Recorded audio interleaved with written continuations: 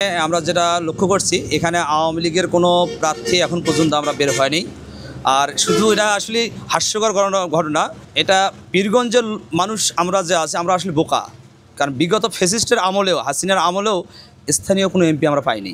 আমরা যা এই হাসিনার যে নিজে এখানে আসে শ্বশুরবাড়ির দাবি করে যে আমাদের মানুষকে বোকা বানিয়ে যে ভোট নিয়ে গেছে, তাদের অবৈধ যে স্পিকার ছিলেন আমাদের বর্তমান যে বিগত সংসদের যে অবৈধ স্পিকার, তাকে কিন্তু এখান থেকে নমিনেশন দেওয়া হয়েছে।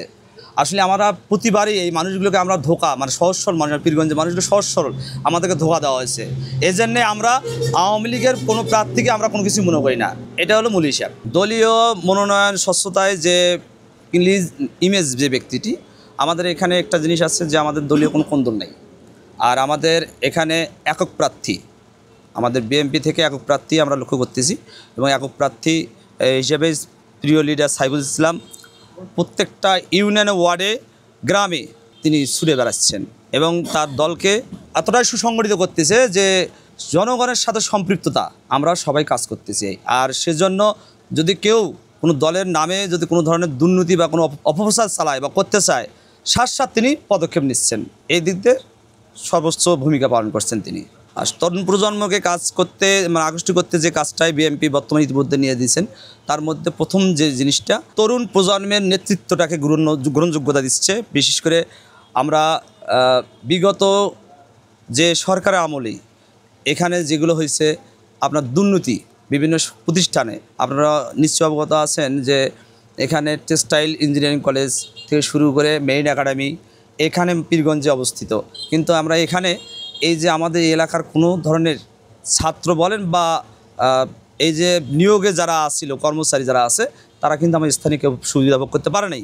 এই দিক থেকে এই নতুন প্রজন্ম, এই আমাদের এই প্রজন্ম, আমরা যারা স্টুডেন্ট যারা আছে, এই ছাত্র জীবনটা অনেকেরই তারা চাকরির পেছনে ছুটে শেষ করে ফেলে, চাকরি পায় হয়নি।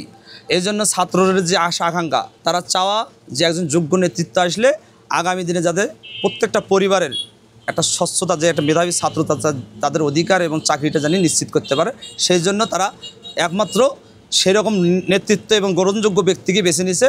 এই একমাত্র আমাদের কাছে সেই লোকটাই মনে হয় সাইফুল চেয়ারম্যান। কিন্তু তার এই কারণেই তাকে মনে হয় যে যুব সমাজটার একটা, তার চেহারাটা আপনারা হয়তো লক্ষ্য করলে অনেক মনে করবেন যে আসলে তার মধ্যে সবসময় এক থাকে, উচ্ছ্বাস থাকে, যে নিজেকে আসলে সে কখনো সবার সাথে মেশে। তার কাছে কৃষক জনতা, শ্রমিক, যুবক কেউ কারো কাছে ভেদাভেদ নয়। উনি যে কোনো প্রোগ্রামে অলরেডি বক্তব্য দিয়ে একটাই কথা বলে বারবার, যেটা যে আসলে তার কাছে যেতে, বিগত সময়ে বা বর্তমান যারাই আছে তাদের কাছে যেতে গেলে, কোনো নেতার কাছে যেতে গেলে মাধ্যমে যেতে হয়। আর আমার সাইফুল ইসলাম, আমাদের প্রিয় লিডার, তিনি তার বাড়িতে তিনি নিজে সময় দিচ্ছেন প্রতিদিনই, তার কোনো বাইরে কোনো অবস্থান করতেছেন না, এবং প্রত্যেকটা জনগণ, প্রত্যেকটা যুব সমাজ যে কোনো বিষয় নিয়ে তার কাছে সরাসরি যেতে পারবে, সে কথাটা ক্লিয়ার বলছেন।